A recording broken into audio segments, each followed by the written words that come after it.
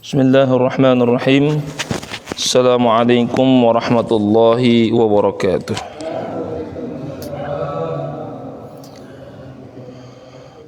Mari kita doakan kepada seluruh saudara-saudara kita yang hari ini mungkin ada yang sakit, semoga diberikan kesembuhan. Ada yang mengalami problem hidup, semoga diberikan jalan keluar. Yang sudah mendahului kita, semoga Allah tempatkan di tempat yang terbaik, dan semoga wabah ini segera berakhir. Ala hadhihi niyyah wa kullu niyatin salihah wa ibtida'an li hadhihi ta'lim. Hayya ala qiraati ummil furqan sabi'il mathani fatihatil kitab al-fatihah. A'udzu billahi minasy syaithanir rajim. Bismillahirrahmanirrahim. Alhamdulillahi rabbil alamin arrahmanir rahim maliki yaumiddin iyyaka na'budu wa iyyaka nasta'in ihdinas siratal mustaqim siratal ladzina an'amta 'alaihim ghairil maghdubi 'alaihim waladdallin. Alhamdulillah wassalatu wassalamu ala Rasulillah wa ala alihi wa ashabihi wa mawalah man la nabiyya ba'dahu wa ba'd. Para jemaah yang saya muliakan dan semoga kita dirahmati Allah Subhanahu wa taala. Kita lanjutkan kajian kita kali ini tentang memuliakan tamu. Ada 3 hal yang sering terjadi di masyarakat kita. Yang pertama, ada orang senang datang berkunjung. Saking senangnya dia berkunjung, dia yang senang, kita udah nunggu dia pulang tapi nggak pulang-pulang. Dalam hati kan begitu ya, ini kok nggak pulang-pulang gitu ya. Dia senang aja berkunjung, cerita, curhat, apalah begitu. Dalam hati dia nggak pulang-pulang gitu ya. Ketika pulang udah kayaknya senang gitu, alhamdulillah gitu. Tapi karena kebaikan tuan rumah ditunggulah. Sangkin hormatnya mungkin cerita panjang lebar, nanggapnya mudah. Oh iya, yang mana tadi? Oh iya, itu karena sudah nggak betah. Yang bertamu keenakan cerita, yang diberi tamu nungguin kapan selesai kan begitu. Yang kedua, kalau kita kedatangan saudara dari kampung, itu juga ada yang merasa senang, tapi ada juga ini orang ini terus yang datang ya. Ini kok datang banyak, ini lumayan ini ya. Jadi kadang-kadang langsung satu keluarga, gimana nih solusinya kan begitu ya. Nah, kalau dia senang dia terima, kalau enggak, oh jangan hari ini gitu. Kapan nanti dikasih tahu. Nah, kalau udah begitu itu sinyal-sinyal bakal nggak nerima itu. Yang ketiga, dalam dunia media sosial. Nah, ini yang terakhir ini yang paling fenomenan. Kadang-kadang WA itu jam 1 malam gitu ya. Nah, nanti alasannya nggak usah dijawab, nanti dijawab besok aja. Ya udah kebaca ya harus dijawab lah kan gitu. Kan nggak tenang ketika mau tidur itu masih kebaca juga kan gitu ya. Atau nanti menggunakan program, ada programnya itu, terima kasih telah menghubungi kami, hubungi besok, ada begitu ya. Nah, ini yang akan insya Allah coba kita uraikan dalam konsep Islam tentang memuliakan tamu. Seperti apa nanti kita diskusikan dan kita coba uraikan dari hadis-hadis Rasulullah sallallahu alaihi wasallam. Bismillahirrahmanirrahim. An Abi Hurairah radhiyallahu anhu qala Rasulullah sallallahu alaihi wasallam, man kana yu'minu billahi wal yawmil akhir falyukrim dhaifahu. Dari Abu Hurairah, semoga Allah meridhoinya, berkata bahwa Rasulullah sallallahu alaihi wasallam pernah bersabda, barang siapa yang beriman kepada Allah dan hari kemudian, maka hendaklah ia memuliakan tamunya. Hadis ini merupakan rangkaian dari hadis sebelumnya. Jadi hadis ini sebenarnya lengkapnya ada 3. Apa kata Rasul? An Abi Hurairah radhiyallahu anhu qala Rasulullah sallallahu alaihi wasallam, man kana yu'minu billahi wal yaumil akhir fala yu'dhi jarahu Wa man kana yu'minu billahi wal yawmil akhir falyukrim dhaifahu. Wa man kana yu'minu billahi wal yawmil akhir falyakul khairan aw liyasmut. Jadi hadis ini sebenarnya ada 3, tapi saya pecah-pecah menjadi 3 bagian. Apa isi hadisnya? Yang pertama, siapa yang beriman kepada Allah dan kemudian, maka jangan menyakiti tetangganya. Siapa yang beriman kepada Allah dan kemudian, maka hendaklah memuliakan tamunya. Yang terakhir, maka hendaklah berkata benar atau diam. Hadis ini adalah hadis yang menjelaskan bagaimana kita bersosial, sehingga ini bisa dikatakan hadis-hadis tentang perilaku sosial sebenarnya. Dari awal jangan menyakiti tetangga, itu kan hubungan sosial kepada orang sekitar kita. Yang kedua, memuliakan tamu, hubungan sosial kepada orang yang tidak kita kenal atau kadang-kadang datang ke tempat kita. Yang terakhir, berkata benar atau diam dalam menghadapi tetangga, menghadapi orang lain. Rumusnya sederhana, kalau bisa ngomong baik, ngomong, kalau nggak bisa, ya sudah, jangan diomongkan. Tapi kan konsep ini bisa kita terapkan dengan sangat baik, tapi kadang-kadang bisa kita langgar dengan sangat baik juga. Apalagi nanti saya sudah mendam ini Pak Ustadz, udah membuncah ini, alhamdulillah udah ditumpahkan. Kan kata Pak Ustadz, kalau kita terus terang sehat katanya. Iya, Anda yang sehat, yang dengerin nggak sehat, gitu ya. Jadi ini juga tentang apa? Bagaimana berperilaku sosial. Maka ini merupakan part yang terakhir dari hadis yang kita bahas pada pertemuan-pertemuan sebelumnya. Apa itu? Barang siapa yang beriman kepada Allah dan hari kemudian, maka hendaklah ia memuliakan tamunya.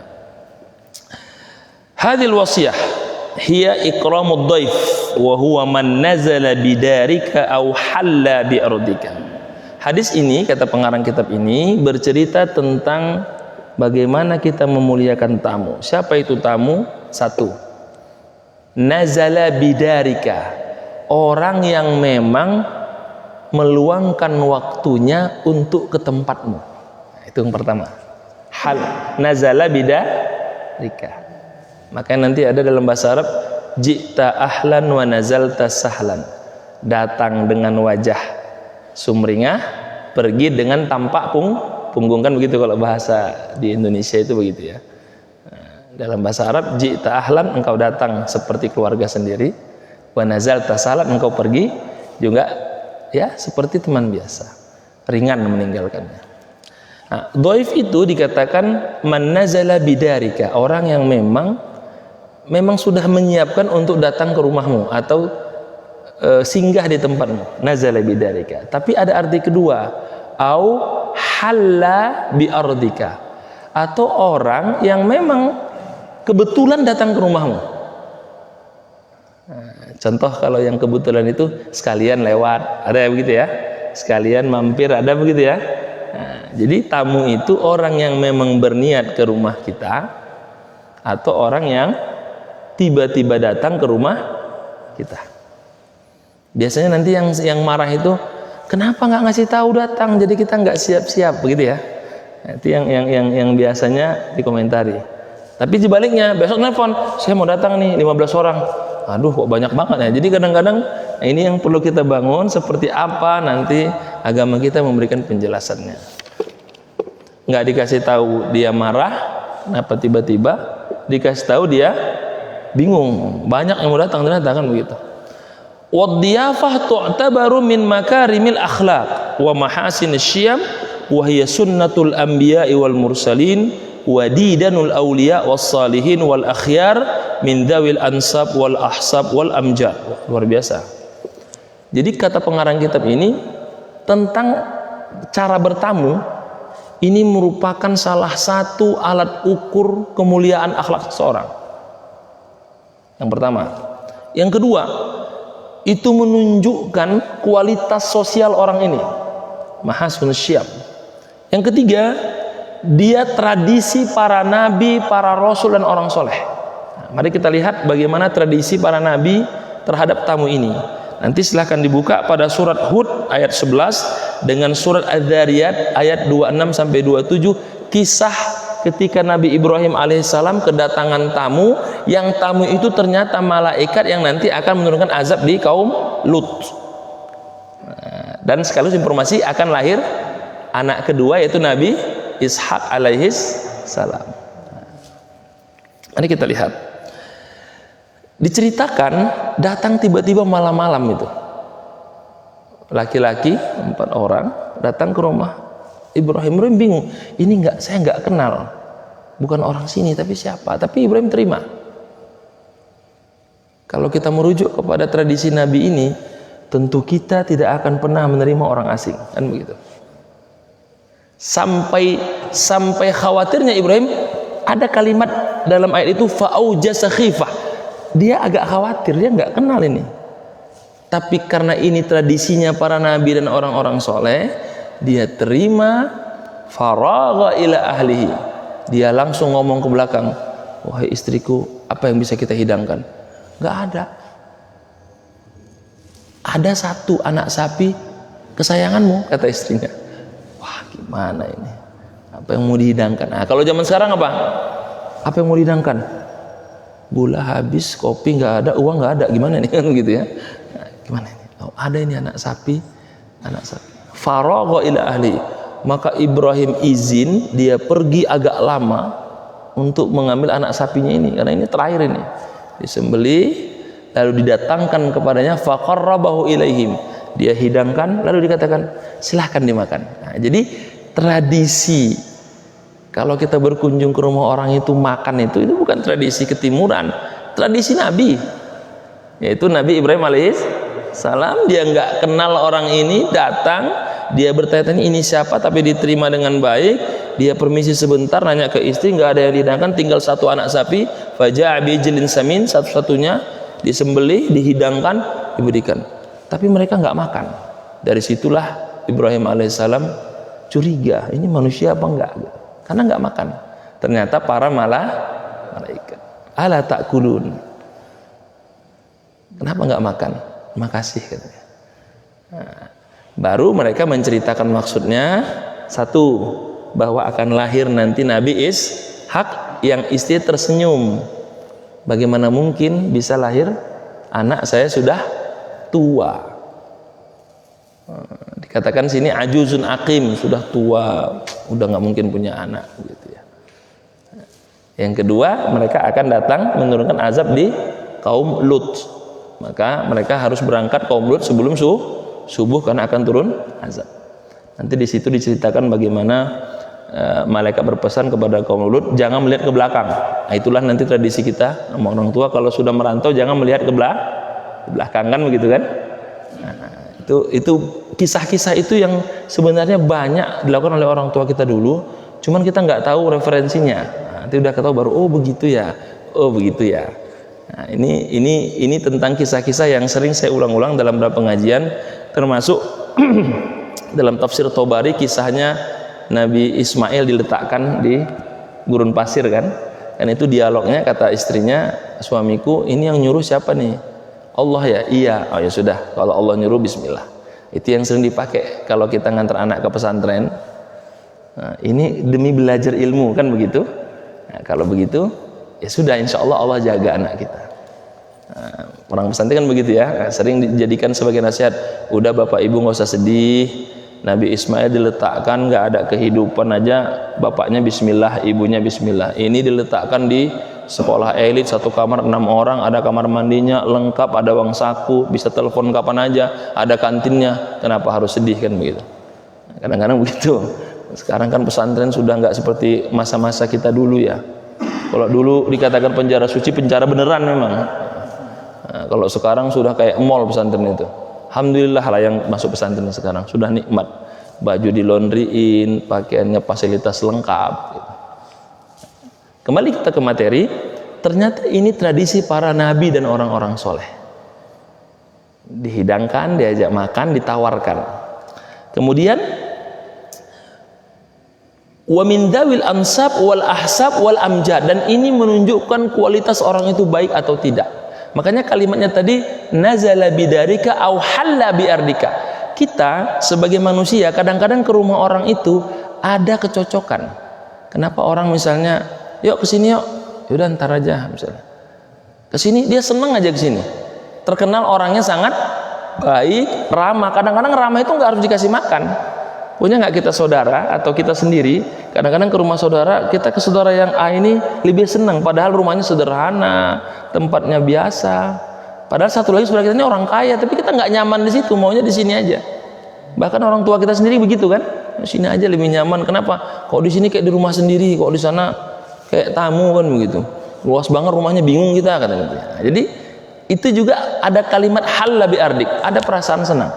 Nah, dan itu dibangun oleh para nabi dan orang-orang soleh tentang tradisi memuliakan tamu yang padahal tamu itu nggak dikenal oleh Nabi Ibrahim alaihissalam.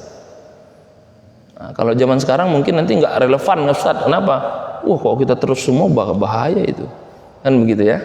Nah, nanti coba kita lihat nanti bagaimana Islam menggambarkannya. Waqad raghibal Islam fid diyafah wa balagha fil hassi 'alaiha. Islam sangat memberikan perhatian serius terhadap tamu ini, bahkan sangat menganjurkannya karena tadi tradisi para nabi itu sangat memuliakan tamu. Diceritakan dalam surah Az-Zariyah ayat 26, 27, 28 dan surat Hud ayat 69 bagaimana Nabi Ibrahim memberikan pelayanan maksimal kepada tamu yang datang di malam hari dia tidak kenal, tapi dia berikan suguhan yang terbaik. Kemudian dikatakan ini adalah hak seorang muslim yang harus dia berikan kepada muslim yang lainnya. Nah, berarti memuliakan tamu ini serius, ini penting. Dan terhadap yang bukan satu agama dengannya, malam yakun muhariban lil Islam, selama dia bukan kafir harbi. Dalam Islam itu ada namanya kafir harbi, ada kafir zimmi. Nah, cuman karena istilah kafir ini orang agak sensitif, maka dikatakan non muslim yang tidak mengganggu kita, non muslim yang mengganggu kita. Nah, maka kalimatnya bertamu ini satu, bagian hak terhadap sesama muslim, yang kedua hak terhadap yang bukan muslim selama dia tidak mengganggu kita.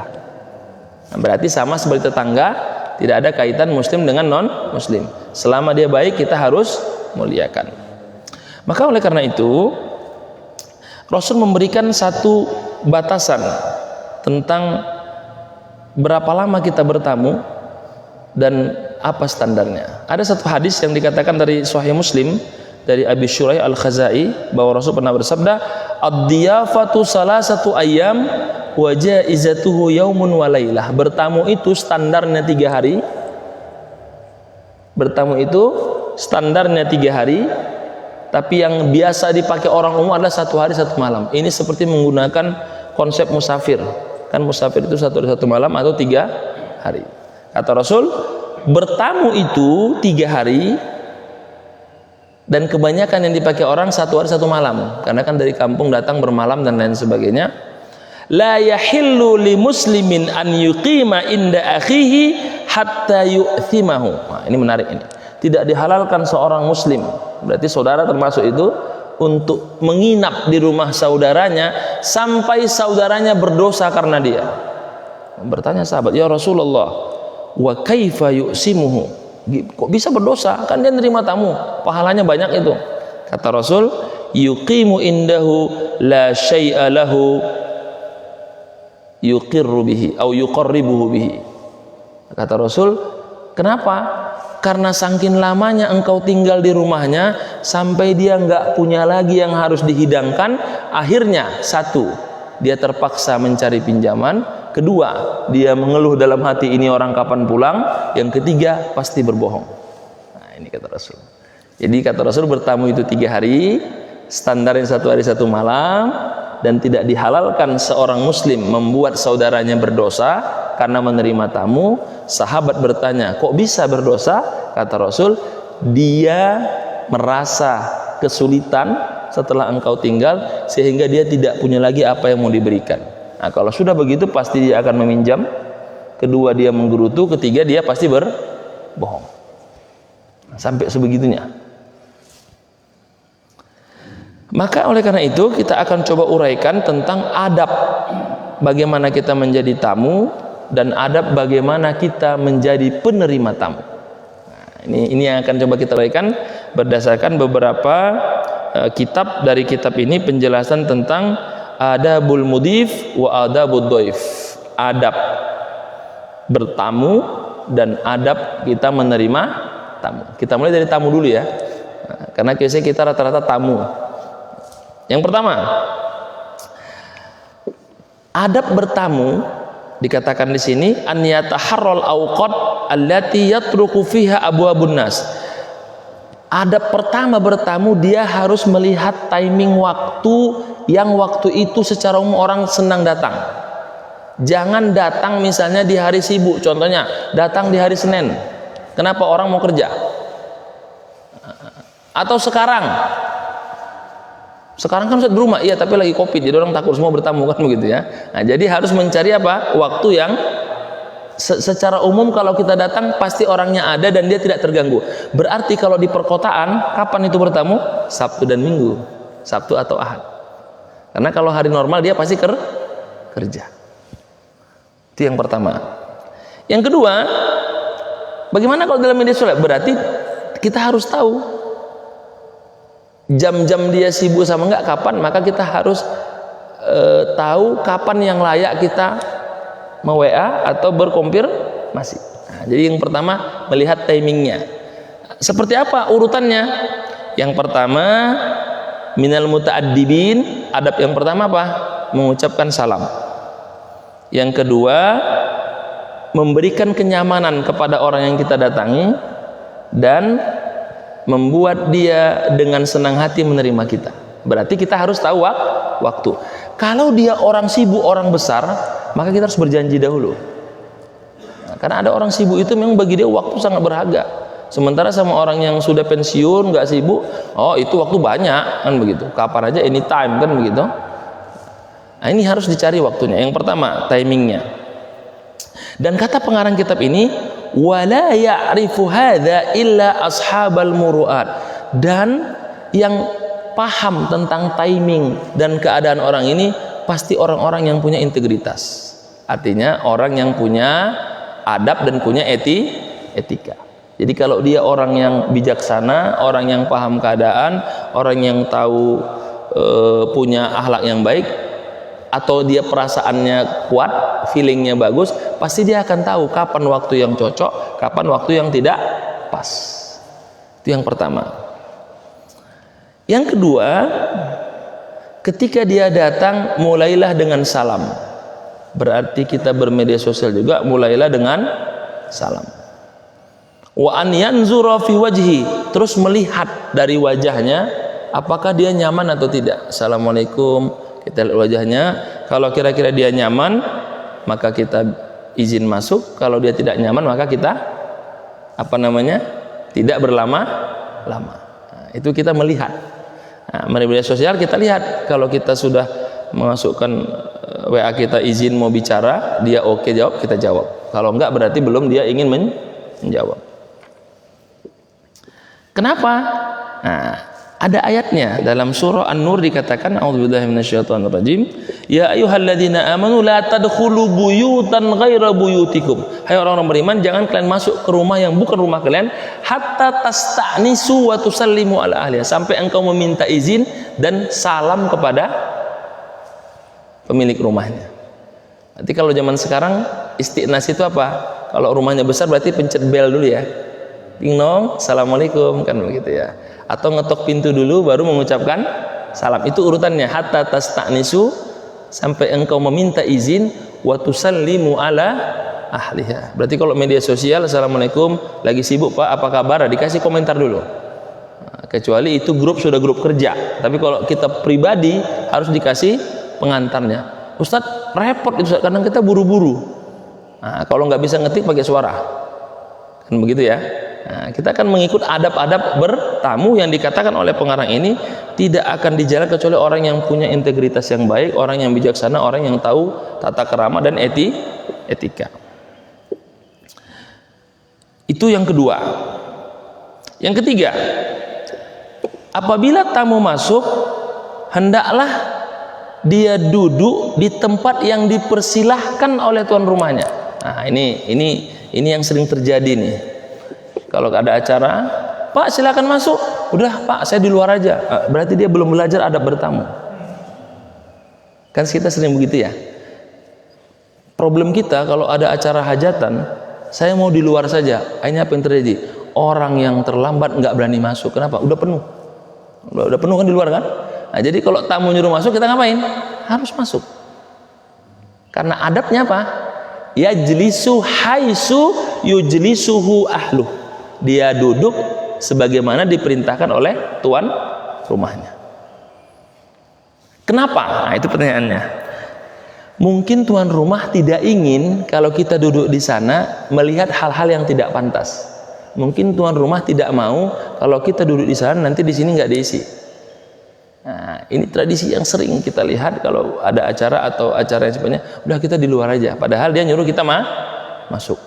Kalau dia pejabat, saya pernah mendatangi diplomat begitu, itu biasanya dikasih kursinya. Jadi berapa orang datang Ustadz? 5 orang. Dia sudah siapkan kursinya. Ketika datang 6 orang, itu mukanya berubah.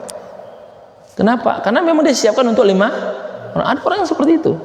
Nah, maka tamu yang baik, dia harus duduk berdasarkan tempat duduk yang telah disediakan. Kenapa? Karena takut tuan rumah tidak nyaman, atau memang dia sudah susun serapi itu, takut melihat hal yang tidak diinginkan. Nah, ini penting ini. Kita yang sering begitu, udah saya di sini aja. Oh, kita pula yang ngatur, orang dia yang punya rumah kan. Saya pas sini, saya sini aja udah, enak. Nah, berarti belum belajar hari ini adab bertamu. Nah, nanti untuk ke depan kalau begitu dipersilakan masuk kan begitu ya.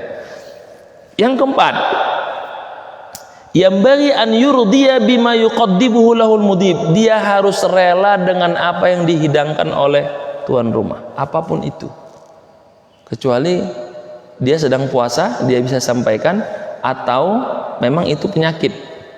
Misalnya dia kalau lagi nggak boleh makan, dia sampaikan, tapi dengan bahasa yang baik. Maaf, saya lagi alergi ini, bisa.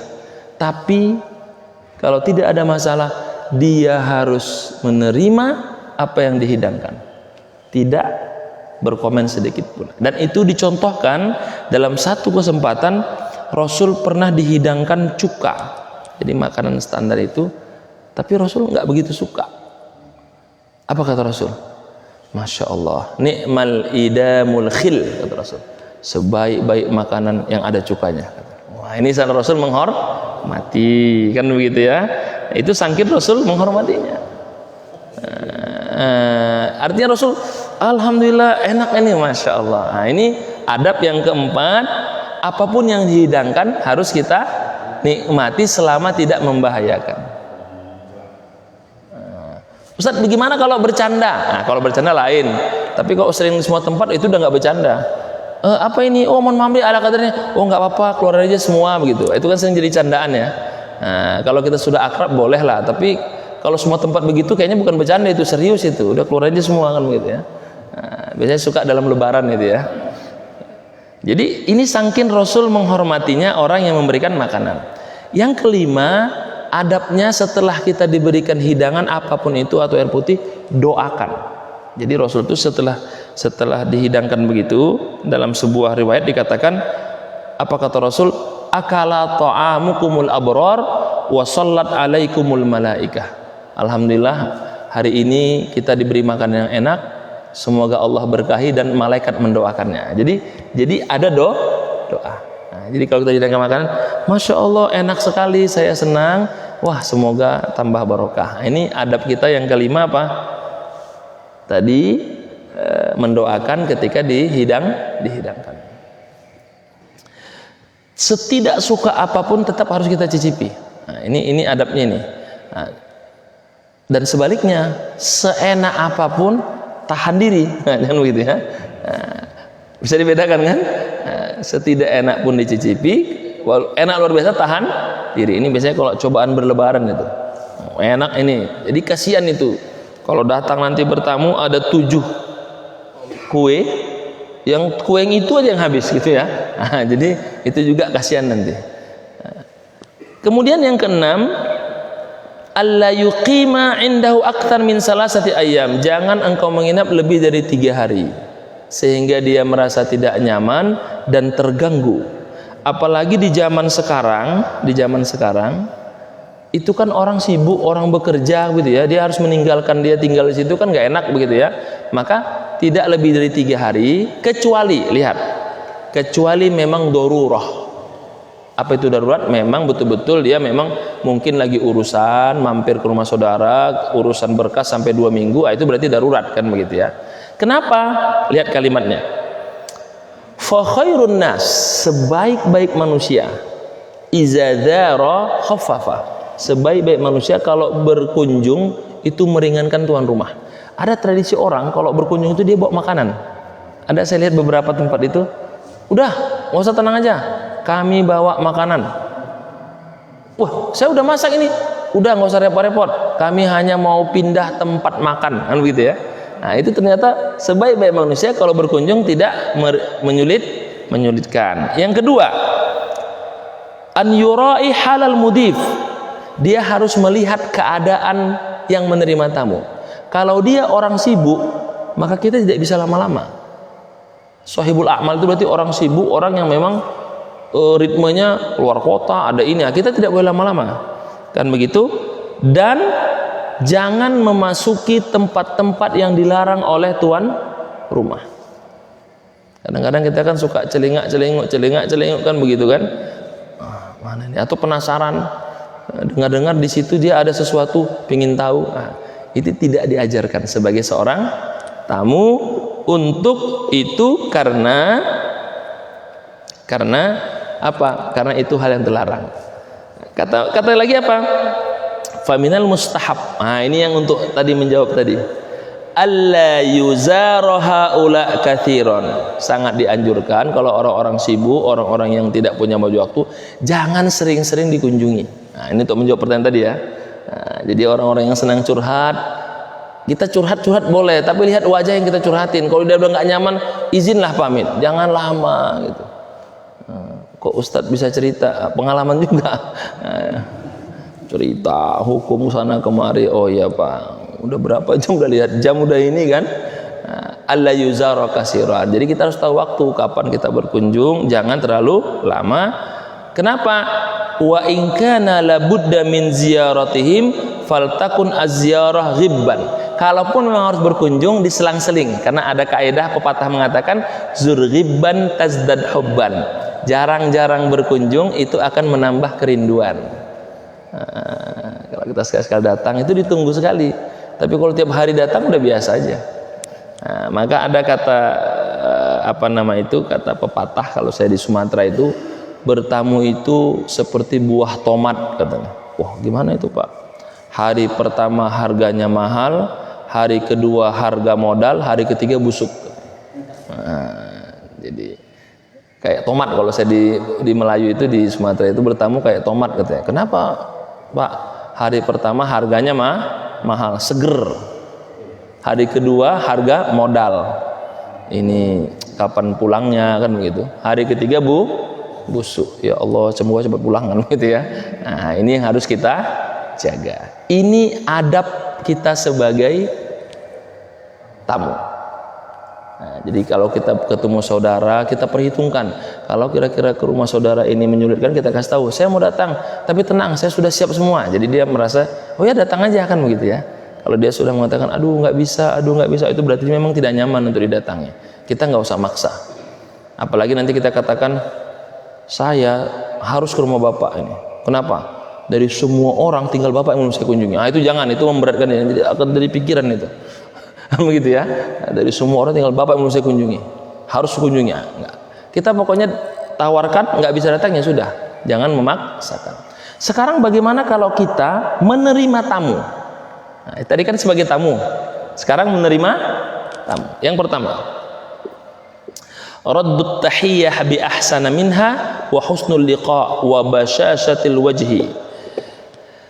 Kalau kita nerima tamu, tadi kalau yang bertamu harus tahu diri, lihat waktu kan begitu. Kalau kita menerima tamu, kita harus menerima dengan senang hati, dengan wajah yang sumringah, meskipun waktunya nggak tepat.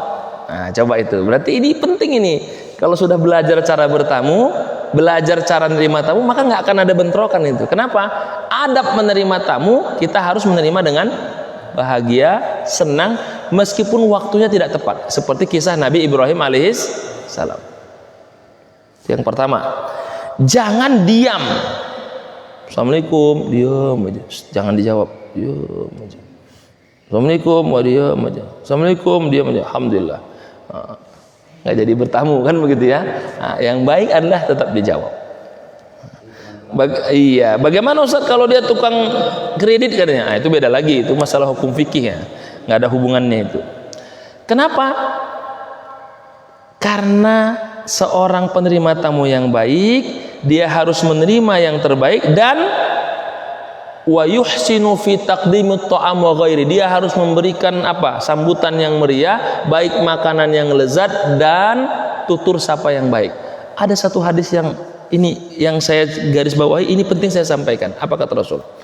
Innakum la tas'aunan nasa bi amwalikum, atau innakum la tas'aunan nasa bi amwalikum. Kata Rasul apa? Wahai sahabatku, tidak semua manusia itu senang dengan dikasih harta makanan yang layak. Ada kadang-kadang orang itu nyaman karena kita ramah gitu. Kata Rasul apa? Innakum la tas'aunan nasa bi amwalikum falyasahum minkum bastul wajhi wa husnul khuluq. Kata Rasul, enggak semua orang tuh senang dikasih fasilitas, dikasih makan enak. Ada orang itu nyaman hanya karena kita ramah dan senyum.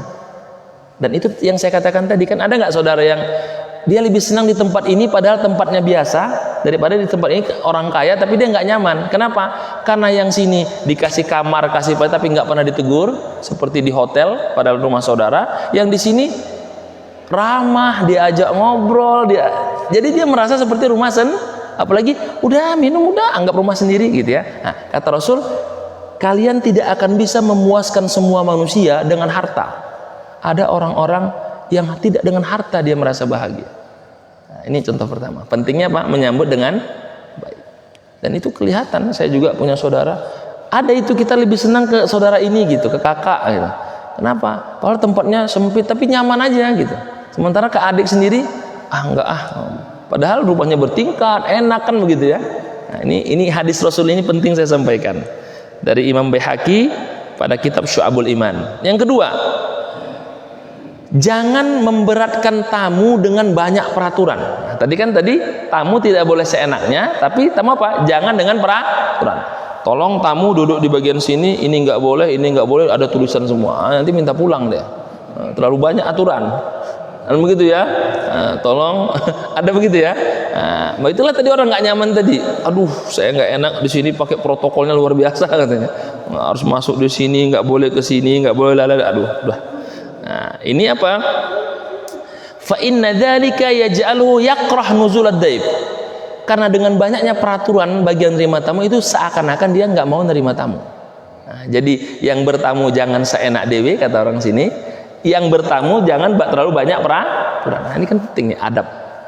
Yang ketiga, sedikit lagi ya. Dia harus menghidangkan makanan yang terbaik, lalu dikatakan dipersilahkan untuk makan. Nah, ini kadang-kadang kita kalau bertamu saking senangnya karena kita cerita, kita lupa menawarkan makan. Dikasih makanan kan, kita cerita aja, lupa menawarkan makan. Sampai nanti yang tamunya, boleh saya makan? Yang berarti kan sampai minta izin. Nah, ini harus kita jaga.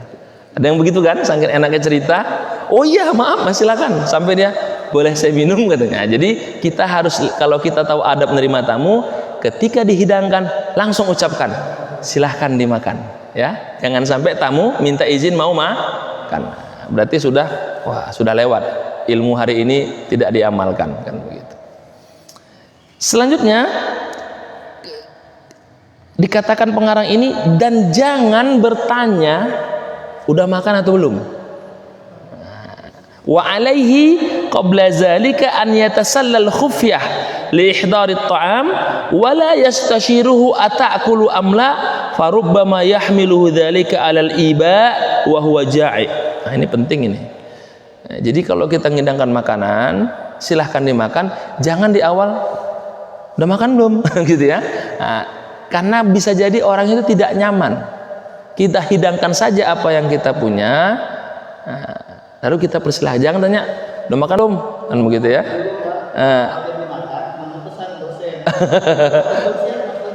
Iya, udah makan belum? Jangan langsung pesan saja. Kecuali mau tanya alergi apa, itu lain urusan. Alergi apa? Jadi beda ya. Oke. Atau yang paling bagus, mau makan apa? Itu bagus juga. Disuruh memilih ya. Jadi beda. Kenapa? Tadi yang saya ceritakan dalam kisah Ibrahim, hal ataka hadisu doifi Ibrahim. Tahukah engkau kisah kedatangan apa? Tamu kepada Nabi Ibrahim, dia tidak kenal, datang malam-malam, tapi dia berikan pelayanan yang terbaik. Yang keempat, jangan mendudukkan tamu di tempat yang dia tidak nyaman. Misalnya, Pak duduk di sini. Mungkin tamu ini tipenya nggak bisa diam, maka kita kasih duduk. Atau bahasa kita, udah duduk di mana aja. Itu orang terima yang baik. Tadi kan dikatakan kalau tamu yang baik, jangan menolak dipersilahkan oleh tuan rumah. Kalau kita tuan rumah apa? Jangan membatasi orang duduk. Coba saling memenuhi kan? Ya udah silakan masuk, terserah di mana. Itu membuat tamunya nyaman. Jangan nanti bapak di sini posisinya, bapak baris kedua. Ini boleh kalau ada acara aja. Kalau acara wisuda hajatan boleh lah. Karena kan itu udah diatur ya, supaya cukup kan begitu. Baik. Yang kelima. Kalau dia sudah nerima tamu, jangan banyak diam. Wa alla yaghibu an sukuti. Kan kadang begini ya, nerima tamu kita diam aja. Sampai tamu bingung mau apa, kita diam aja. Udah setengah jam diam aja. Maka penerima tamu harus ajak bicara, apa kabar. Jadi jangan diam. Jangan diam. Atau sebaliknya, jangan bicara aja, dia nggak bisa ngomong aja. Jadi ada rentang waktunya ya. Jadi diajak bicara, sedikit ditanya, jangan diam. Yang paling sering adalah jangan main HP masing-masing. Ini yang sekarang tuh ya, duduk berdua main HP aja. Tamunya itu minta. Jadi diajak ngobrol. Jangan diam saja. Wa alla yaghibu anhu. Yang ketiga, jangan sering izin ninggalkan dia.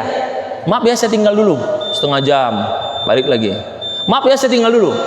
Kalau sudah begitu kata pengarang ini, langsung aja, maaf saya nggak bisa lama, saya ada kesibukan. Jangan maaf ya saya tinggal dulu.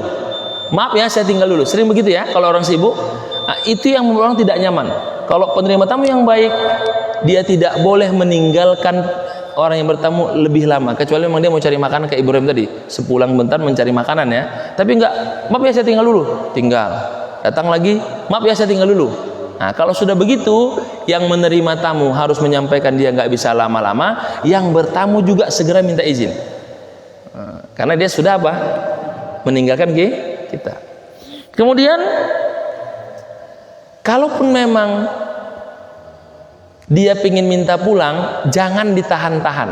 Ini ada kan begitu? Dia minta, ya udah saya izin pulang. Oh jangan, nanti masih lama. Jangan. Ternyata ada penerima tamu itu tidak mana orang minta pulang. Apalagi kata pengarang ini menahannya basa-basi. Wa yaqul umkus ya akhi, walakin fi qalbihi izhab ya akhi. Apalagi dalam hatinya, udah jangan buru-buru di sini, dalam hati cepat pergi ya, nggak bisa, itu lebih bahaya lagi. Jadi orang yang menerima tamu itu tidak boleh menahan orang kalau sudah izin, apalagi menahannya basa-basi. Mau pulangnya, wah, ntar dulu masih lama puasa. Kalau memang niatnya basa-basi nggak boleh, tapi kalau memang niatnya menahan supaya lebih nyaman, itu silahkan. Tapi kalau dia sudah minta izin, jangan tahan. Kalau begitu nggak baik, Pak ya. Yang terakhir, ketika tamu keluar, yastahibbu lahu, diantar sampai ke pintu. Kalau punya kendaraan, sampai dia naik kendaraan. Yang paling bagus sampai dia hilang dari pandangannya.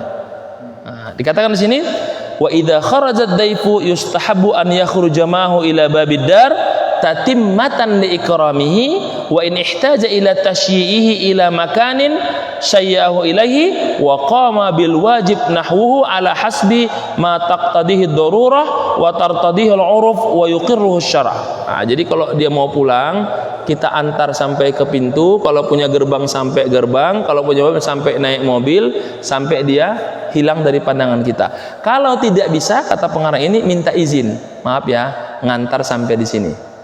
Nah, kalau saudara biasa sampai ke bandara kita antarin, sampai naik pesawat. Itulah adab menerima tamu.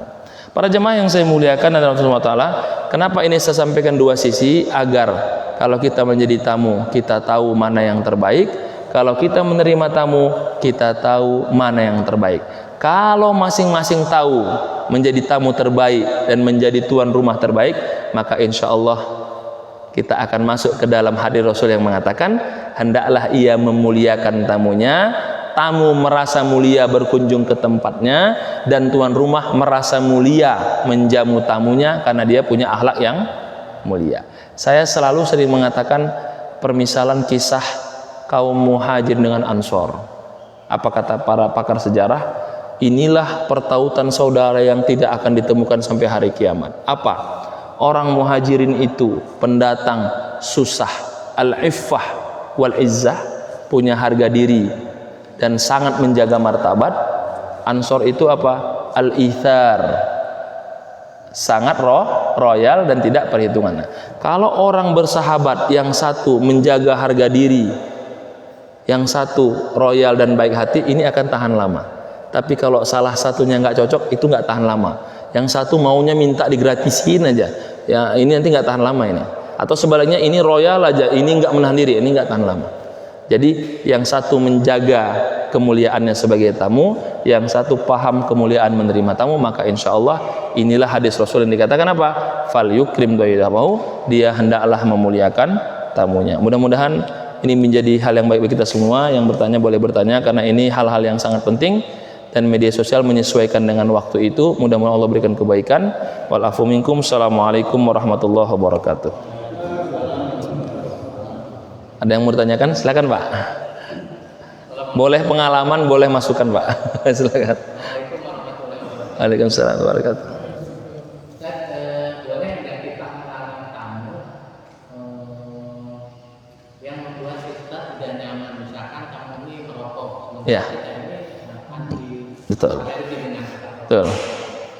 Baik Pak. Yang pertama, kalau dia sudah belajar adab tamu, dia harusnya tahu bahwa yang akan dia datangi ini orang yang tidak suka rokok.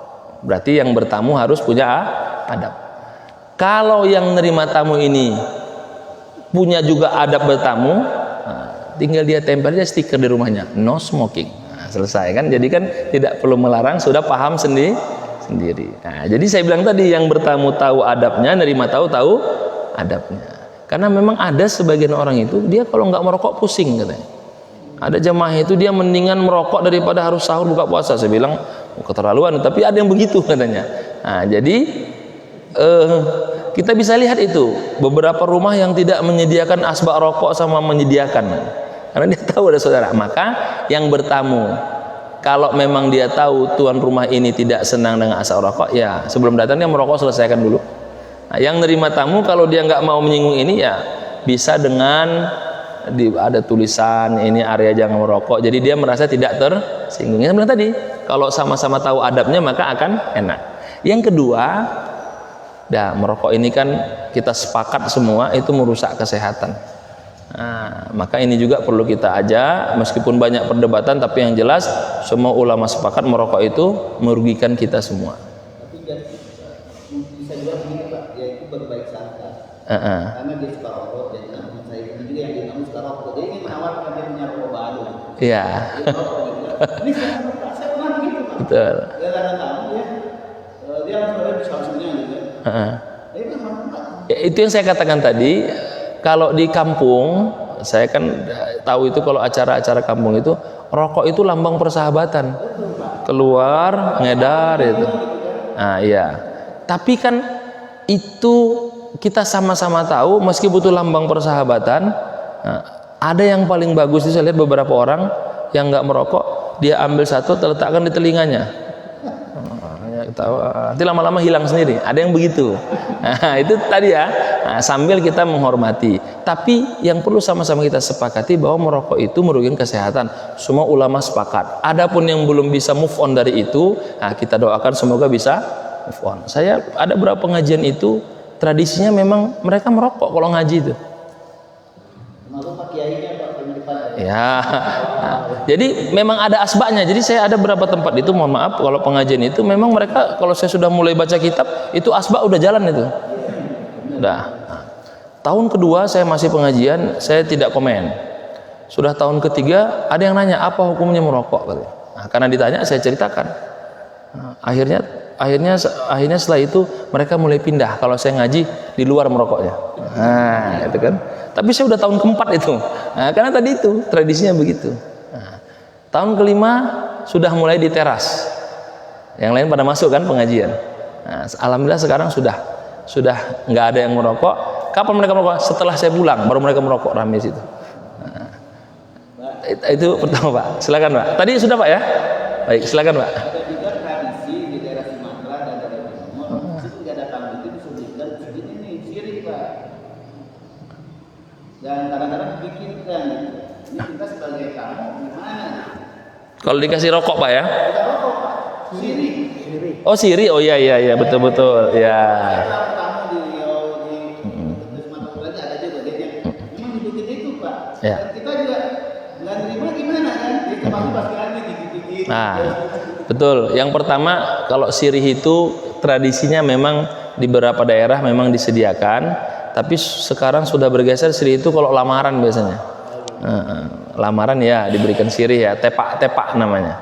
Jadi kalau dia tahu adab menerima tamu, dia tahu ini tamunya dari luar kota atau dari suku lain, maka tidak perlu dihidangkan sirih kan begitu ya. Dia tahu ini yang datang ini ahli puasa Senin Kemis, maka jangan dihidangkan makanan.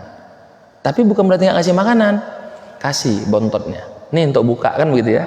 Nah, jadi jangan alasan karena dia puasa saya nggak perlu dihidangkan, nggak begitu.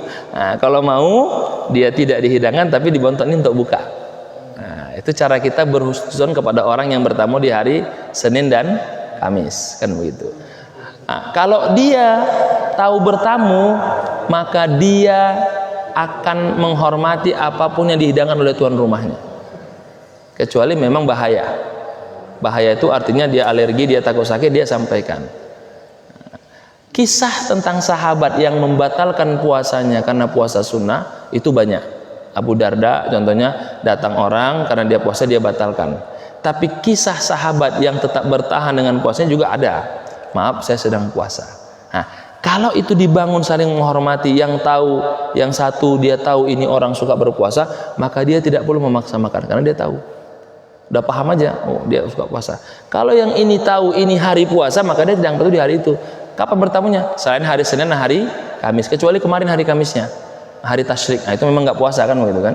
Nah, jadi dia harus tahu itu. Yang dikatakan sini apa? Hanya orang-orang cerdas, orang bijaksana yang tahu kapan dia mengambil waktu untuk bertamu. Jadi sekali lagi Pak, saya ingin jelaskan adab bertamu. Ada sekitar 9 tadi. Adab menerima tamu ada sekitar 6. Nah, kalau sama-sama ditahu, maka kita masuk ke dalam hadis memuliakan tamu. Tamunya merasa mulia berkunjung ke tempat kita, dan kita pun merasa mulia melayani tamu. Kalau ini saling dijaga, maka nyaman Pak. Yang kalau ini yang nggak dijaga, ini yang jadi bahaya. Ini bertamu aja nggak, jadi bosan ya. Nah, kan begitu ya. Yang satu ini susah menerima, berarti ada masalah. Jadi kita tidak boleh memaksakan. Karena kita sudah tahu adab bertamu dan adab menerima tamu. Demikian Pak. Allah alam bisawab. Ada lagi Pak? Cukup?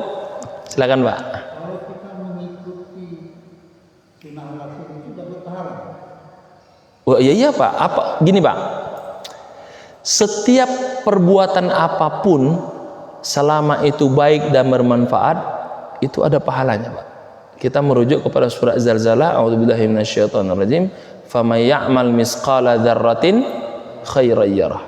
Siapapun, lihat kalimatnya, faman ya'mal, maka barang siapa yang beramal sebesar biji zarrah. Kan zarrah ini terjemahannya kalau di Arab itu biji anggur kecil kan.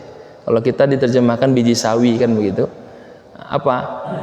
Kalau itu sebuah kebaikan maka akan ada balasannya. Apapun itu. Itu yang pertama Pak. Yang kedua, menjalankan sunnah Nabi itu adalah menjalankan tradisi para Nabi. Yang harus dipahami, sunnah Nabi itu tidak semua wajib. Sunnah Nabi itu ada 4. Perkataan, perbuatan, sifat dan keputusan. Ini yang harus dipahami. Ada berapa sunnah Nabi? 4. Perkataan, perbuatan, keputusan, sifat. Yang dipakai dalam hukum fikih 3. Perkataan, perbuatan, keputusan. Ini hukum fikih dia. Ada satu yang nggak masuk hukum fikih. Apa? Sifat. Sifat ini dia bukan hukum fikih, tapi apa? Kalau mau cinta Rasul ini sempurna. Apa sifat itu? Ada 2. Ada sifat fisik, ada sifat karakter. Bagaimana sifat fisik? Rasul suka pakai jubah, itu fisik. Rasul suka memanjangkan jenggotnya. Rasul suka pakai celak, itu fisik itu. Oke? Bagaimana karakter? Rasul suka tersenyum. Rasul suka tidak memotong orang bicara. Rasul kalau berjalan itu selalu menunduk. Rasul kalau jalan itu pelan-pelan. Rasul kalau ngomong itu perlahan-perlahan. Rasul kalau ngomong itu tunggu orang selesai baru dia ngomong. Itu namanya apa? Karakter. Nah, inilah nanti ada bukunya yang dikarang oleh Imam Tirmizi namanya Asy-Syama'il Al-Muhammadiyah. Tentang apa? Biografi sifat Rasulullah SAW. Nah, kita di zaman sekarang mohon maaf itu sering mencampur adukan. Contoh Rasul pakai siwak. Ada kan? Apa kata Rasul dalam hadisnya? Dia menggunakan teks ini. Laula an asyqa ala ummati la amartuhum bisiwaki inda kulli shalah. Kalau tidak memberatkan umatku, pasti aku perintahkan bersiwak setiap sholat. Apa maksud hadisnya? Hukum siwak sunnah. Tapi apa yang terjadi? Ada sebagian kita, Ustadz ini tidak sunnah karena nggak pakai siwak. Iya, itu penting kita luruskan. Jadi kalau habis sholat langsung pakai siwak, memang itu sunnahnya, tapi itu bukan masuk ke hukum wajib dilak. Terus kemudian yang lain, Rasul itu senang menyemir rambutnya, tapi bukan dengan warna hitam, yang di merah begitu ya. Ada orang nggak suka begitu, ya sudah, itu kan sunnah Nabi yang sifatnya yang mau saja. Nah, jadi saya ulangi, hadis itu ada 4. Ma'udhifa ilan Nabi min qaulin au fi'lin au sifatin au taqririn. Hal yang berkaitan dengan Nabi sunnah itu 4. Sifat, keputusan, perkataan, perbuatan. Yang dipakai hukum fikih 3. Perkataan, perbuatan, keputusan. Hadis fi'li, hadis qauli, hadis taqriri. Yang satu apa? Sifat. Sifatnya ada 2, ada khalqi, ada khulqi, ada fisik, ada karakter. Seperti berjanggut. Ini fisik. Kalau kita katakan sunnah Nabi harus, bagaimana orang yang tidak tumbuh janggutnya? Jadi masalah nanti. Akhirnya saya dulu pesantren termasuk orang yang memahami sunnah itu. Akhirnya saya beli kemiri dulu. Masih ingat kemiri Pak ya? Dengan wajah yang Firdaus itu, kemiri orang aring itu. Alhamdulillah sekarang tumbuh. Akhirnya ada juga faedahnya. Saya kesini pakai kemiri itu, taruh di sini supaya tumbuhkan begitu ya. Nah, jadi itu namanya hadis apa? Fisik. Bahwa Rasul suka pakai sorban, nah, itu fisik. Nah, tapi kalau yang penjual sorban, ya kita maklumi namanya dia jualan kan, pakai peci Rasul kan ya, yang jualan kan begitu. Nah, makanya saya mohon maaf sering meluruskan, ada hal-hal yang memang Rasul perintahkan itu sebagai kesempurnaan. Kalau kita nggak cinta Rasul, kita nggak menunjukkan itu, maka kita lakukan. Ada yang sifatnya hukum. Nah, hukum itu yang nanti masuk ke 5 hal, bisa wajib, bisa sunnah, bisa makruh, bisa haram, bisa mubah. Nah, tapi di luar ini itu sifatnya apa? Hadis kesempurnaan. Rasul orangnya kalau ngomong itu tersenyum. Ada orang wajahnya itu memang serius saja, nggak bisa disenyum, ya nggak bisa kita paksa kan? Serius saja. Rasul tidak pernah kalau ngomong itu mengernyitkan ininya, maksudnya apa itu namanya sampai berbentuk gitu. Atau yang sekarang senyum 3 cm itu kan nggak bisa dipaksa itu Pak. Ada orang yang nggak bisa begitu, harus begini-begini dia, itu susah itu, harus latihan kan begitu. Nah, itu apa? Hadis sifat. Jadi kalau Bapak tanya menjalankan sunnah berpahala tidak? Semua perbuatan baik kata Allah pasti ada pahalanya. Tapi tidak semua perbuatan baik itu kita wajibkan kepada orang lain. Nah, kata Allah dalam salah satu firman-Nya, walau syaa rabbuka la amana man fil ardi jami'a Afa anta tukrihun nasa hatta yakunu mu'minin. Kata Allah dalam Al-Qur'an, kalau Allah mau, semua orang bisa jadi orang beriman. Wahai Muhammad, apakah engkau memaksakan orang untuk beriman? Tidak. Nah, dia punya pilihan. Tugas kita apa? Mengarahkan dan menegaskan serta menjelaskan. Begitu kira-kira Pak ya. Mudah-mudahan Allah berikan keberkahan.